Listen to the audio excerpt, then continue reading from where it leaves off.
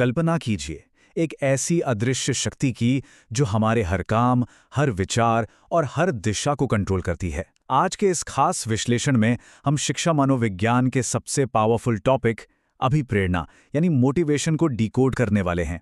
अब आप सोच रहे होंगे कि ये सिर्फ यूपी टेट या सीटेट जैसी एग्जाम्स का टॉपिक है, राइट? लेकिन सच तो ये है कि ये उस परम ऊर्जा की कहानी है जो हमारे और आपके हर व्यवहार को दिशा देती है। तो चलिए शुरू करते हैं। जरा इस कोड को ध्यान से सुनिए।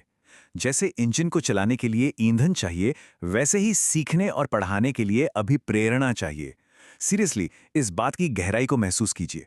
दुनिया की सबसे एडवांस्ड, सबसे बेहतरीन कार भी बिना फ्यूल के 1 इंच भी आगे नहीं बढ़ सकती, है ना? बिल्कुल वैसे ही हमारा ये शानदार ह्यूमन ब्रेन, चाहे वो कितना भी तेज क्यों ना हो, बिना मोटिवेशन की चिंगारी के कुछ भी नया नहीं सीख सकता। ये लिटरली वो स्पार्क है जो हमारे अंदर सीखने की आग लगा देता है। तो आज के इस सफर का हमारा रोड मैप क्या होने वाला है? बहुत ही सिंपल है। पहले हम समझेंगे कि अभिप्रेरणा आखिर है क्या, फिर इसके प्रकार, इसके पीछे के दिलचस्प सिद्धांत और लास्ट में देखेंगे कि एजुकेशन में इसका इतना ज्यादा महत्व क्यों है। चलिए बिना किसी देरी के अपने पहले सवाल पर आते हैं। अभिप्रेरणा क्या है? अगर हम इसे बिल्कुल सीधे शब्दों में समझें तो अभिप्रेरणा वो इंटरनल पावर है, वो अंदरूनी ताकत है जो आपको किसी भी काम को करने के लिए अंदर से पुश करती है। ये कोई मामूली सी इच्छा नहीं है, बल्कि हमारे हर एक एक्शन का रूट कॉज है।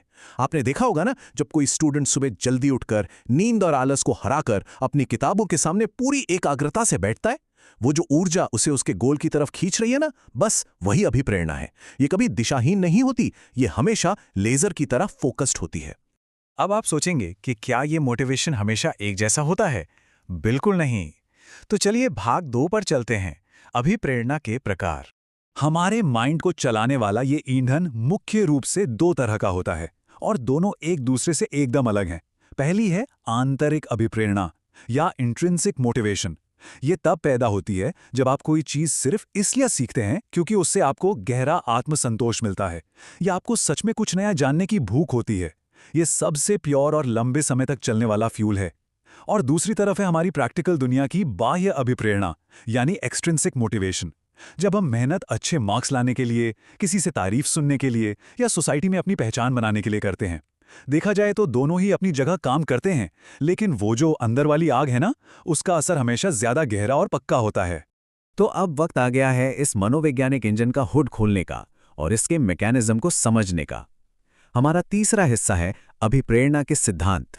इस पूरे प्रोसेस को प्रेरक प्रतिक्रिया सिद्धांत या ड्राइव रिस्पॉन्स थ्योरी कहा जाता है। ये एकदम किसी चेन रिएक्शन की तरह काम करता है, जैसे इंजन के गियर्स एक दूसरे को घुमाते हैं। सबसे पहले जन्म लेती है आवश्यकता यानी नीड। जैसे मान लीजिए आपको फील हुआ कि आपको इस टॉपिक की नॉलेज नहीं है। ये नीड आपके अंदर एक प्रेरक शक्ति या ड्राइव पैदा करती है, एक तरह की मानसिक बेचैनी। और फिर फाइनली ये बेचैनी आपको प्रतिक्रिया यानी रिस्पॉन्स करने पर मजबूर कर देती है और आप किताब उठाकर पढ़ना शुरू कर देते हैं, है ना? एकदम गियर सिस्टम की तरह। एग्जाम के पॉइंट ऑफ व्यू से आपको ये 4 मेन सिद्धांत जरूर याद रखने चाहिए।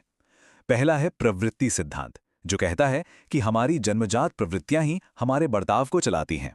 दूसरा, अभी हमने देखा, प्रेरक प्रतिक्रिया सिद्धांत। तीसरा है प्रोत्साहन सिद्धांत, जहां बाहर के इनाम हमें चुंबक की तरह अपनी तरफ खींचते हैं। लेकिन सबसे अमेजिंग और डीप है ये चौथा सिद्धांत, अब्राहम मैस्लो का मानववादी सिद्धांत। मैस्लो कहते हैं कि इंसान की सबसे बड़ी प्रेरणा सिर्फ अपनी बेसिक जरूरतें पूरी करना नहीं है, बल्कि आत्मसिद्धि या सेल्फ एक्चुअलाइजेशन है। यानी अपनी पूरी क्षमता को पहचान कर वो सब कुछ बन जाना जो बनने की काबिलियत आपके अंदर छुपी है। सच कहूं तो ये मानवीय प्रेरणा का सबसे खूबसूरत शिखर है। और यही बात हमें हमारे आखिरी और सबसे इंपॉर्टेंट टॉपिक की तरफ ले जाती है, भाग 4, शिक्षा में इसका महत्व। जब किसी क्लासरूम में सही अभिप्रेरणा, सही मोटिवेशन का करंट दौड़ता है ना, तो सबको जादुई तरीके से बदलने लगता है। सबसे पहली बात, स्टूडेंट्स में सीखने के लिए एक जेन्युइन दिलचस्पी पैदा हो जाती है। आपको उन पर कोई भी जानकारी जबरदस्ती थोपनी नहीं पड़ती। और जब बच्चों का पूरा फोकस पढ़ाई पर होता है तो अनुशासनहीनता तो अपने आप ही खत्म हो जाती है, जिससे क्लासरूम को मैनेज करना सुपर इजी हो जाता है। इसका सीधा असर उनके बिहेवियर पर पड़ता है। क्लासरूम में एक बहुत ही पॉजिटिव और सपोर्टिव माहौल बन जाता है, बिल्कुल वैसे ही जैसे सही फ्यूल से इंजन की परफॉर्मेंस एकदम स्मूथ हो जाती है। तो इस पूरे सफ़र के बाद मैं आपको एक विचार के साथ छोड़ना चाहता हूँ। हम शिक्षा व्यवस्था में दुनिया की बेहतरीन से बेहतरीन किताबें ला सकते हैं, सबसे शानदार और हाईटेक स्कूल बना सकते हैं, लेकिन इस सही ईंधन के बिना, इस अभिप्रेरणा के बिना हमारे मन का ये इंजन आखिर कितनी दूर जा सकता है? सोचिएगा इस पर। यह सिर्फ मनोविज्ञान की किसी किताब का कोई शब्द नहीं है। ये वो लाइफलाइन है जो किसी भी इंसान को उसके सपनों की मंजिल तक पहुंचाती है। इस विश्लेषण से जुड़ने के लिए आपका बहुत बहुत धन्यवाद।